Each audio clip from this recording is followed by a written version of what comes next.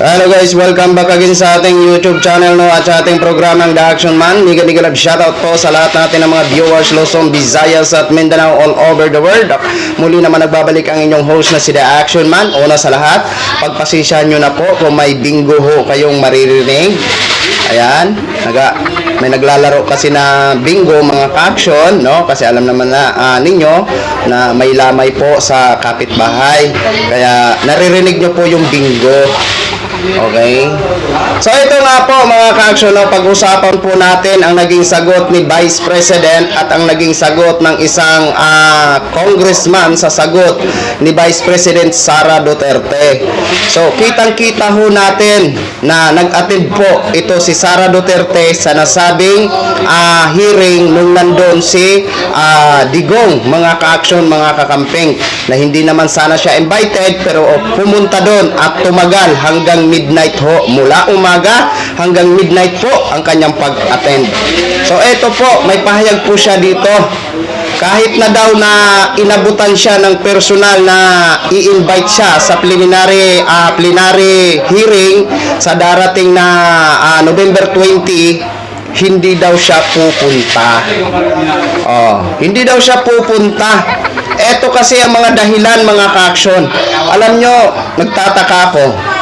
Marasa pa at nagkaroon tayo ng Vice President na ganito po na ganito ang attitude. 'Di ba?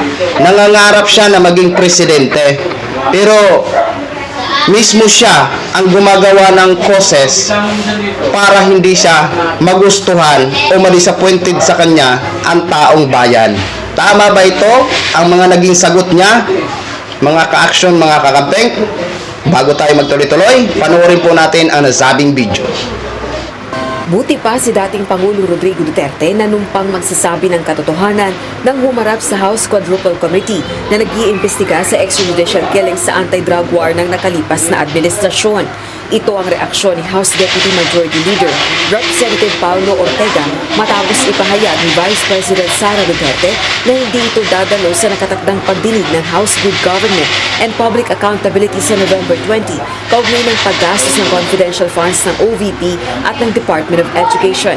Ayon sa pangalawang Pangulo, magpapadala na lang siya ng liham upang ipaliwanag ang hindi pagdalo, gayon din ang isang affidavit o sinumpaang salaysay kaugnay ng issue ng confidential funds. Pero hindi ako sa hearings na susunod. Kasi nandun na ako pumunta na ako, tapos bigla man silang ginawa sa akin, pinaupo lang nila ako doon. Pero we plan to send a letter, we plan to say why, and then I plan as well to submit an affidavit about the confidential funds, either oath din naman yung affidavit na yan. And for all the others, we plan to tell them kung ano yung pwede nilang gawin sa akin. Subalit, Teka muna, putulin po muna natin. Maliwanag na maliwanag po ang sinabi ni Vice President Sara. Hindi daw siya pupunta. Ngunit magpapadala lang daw siya ng salaysay na kung saan may sinumpaan. Okay? Alam niyo mga ka-action, klarong-klaro ho dito na umiiwas po si Vice President Sara Duterte sa mga tanong laban sa kanya. Umiiwas po, klarong-klaro po ito sa atin na nakakaintindi. Alam niyo mga ka-action, kaya sabi niya kasi, nandun na daw siya, wala naman daw tinanong. Kung tinutukoy niya yung last na pagpunta niya sa hearing sa good governance, na umuwi nga siya na hindi pa tapos ang hearing, kung yun ang tinutukoy niya, natural lang po Vice President na hindi ho kayo tatanungin. Kasi nga po, hindi po kayo nag-oath o hindi po kayo nanumpa na magsabi ng katotohanan. Kaya para ano pa, para tanungin ho kayo sa mga aligasyon laban sa'yo. Kasi dapat, gaya ng ama mo, na sa Senado, sa Kongreso, nagsumpa po siya para magsabi ng katotohanan. Dapat yun po ang ginawa nyo. Kasi kung ginawa nyo dapat, marami ang katanungan laban sa'yo. 'Di ba? Kaso lang, hindi ka nag-take ng oath. Kaya, naisip ng mga kongresista para ano pa, na magtanong sa'yo kung hindi ka man nag-take ng oath. 'Di ba? Mas maganda ho kasi na manumpa ka na magsasabi ka ng katotohanan, 'di ba? Idi sana tinanong ka na noon. Okay? Kung ang tinutukoy mo naman halimbawa yung pag-attend mo ngayon na nandun si dating Pangulong Duterte, na sabi mo nandun ka na, hindi ka man tinanong, hinayaan ka lang na nakaupo. Kung yun ang tinutukoy mo, teka muna. Dapat ka bang tanungin the time? Hearing ba yun ng budget hearing para sabihin mo na tanungin ka? Maliwanag ho dun quadcom po yun. Kung yun ang tinutukoy mo. Okay? Hindi ka talaga pwedeng tanungin. Kasi hindi naman yun para sa'yo May nakalaan na hearing para sa'yo ngayong darating na November 20.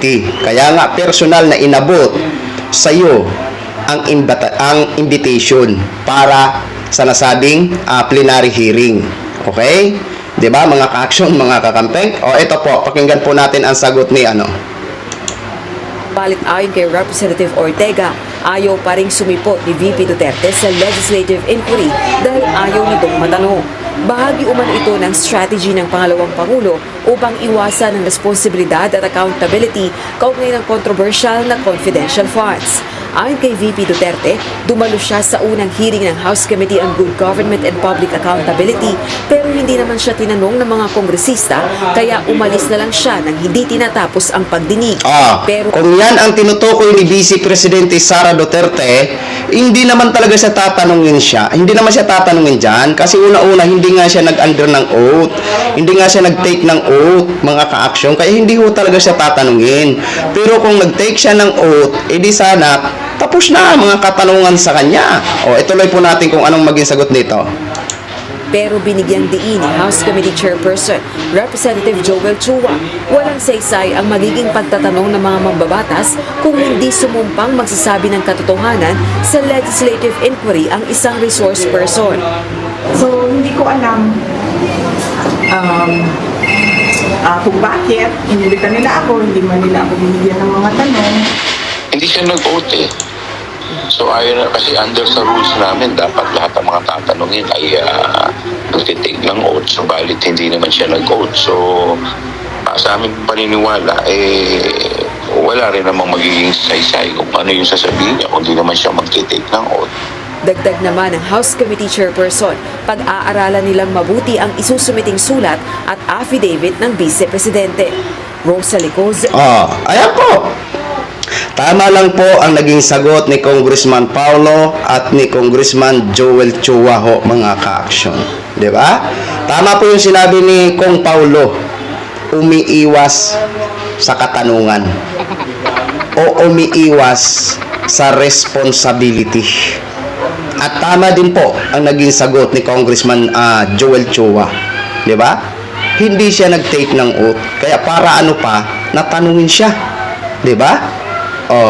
Kasi kung tanungin nyo at di nag-take ng oath, masasabi ba natin kapag may mga mistake is mababalikan siya, is maaari siyang hindi, kasi hindi siya nag-take ng oath, kaya para ano pa, natanungin siya, di ba? So maliwanag na maliwanag ho dito na talagang ang gusto ni Vice, siya ang masunod, di ba? Pero pagpasensyaan mo na, Vice, may kongreso ho tayo, may senado, na siya ang magbusisi sa mga budget ng mga any official. Kaya kung ako ho sa'yo, para mapatunayan mo na matapang ka, di ba sabi mo, sabi ng mga DDS, na mga uto-uto, matapang daw ho ang mga maisog nga daw ho. Ngayon patunayan nyo po sa taong bayan na kung gaano kayo katapang, sana ganun din kayo katapang para harapin ang mga aligasyon laban sa iyo. Dahil karapatan po namin ng bawat Pilipino na malaman ang katotohanan. Yan lang po, Vice. Pero kung hindi naman po kayo sumunod sa mga ganong rules, sana naman pag-isipan nyo yung salitang H, di ba? Yung salitang H, sana wag na po kayong humingi pa ng budget ulit. Di ba? So yun lang po mga ka-action, i-share ko lang ho sa inyo. Maraming salamat po sa ating mga viewers Luzon, Visayas at Mindanao all over the world. Ako po ang inyong lingkod, si The Action Man. Good evening everyone. Beautiful.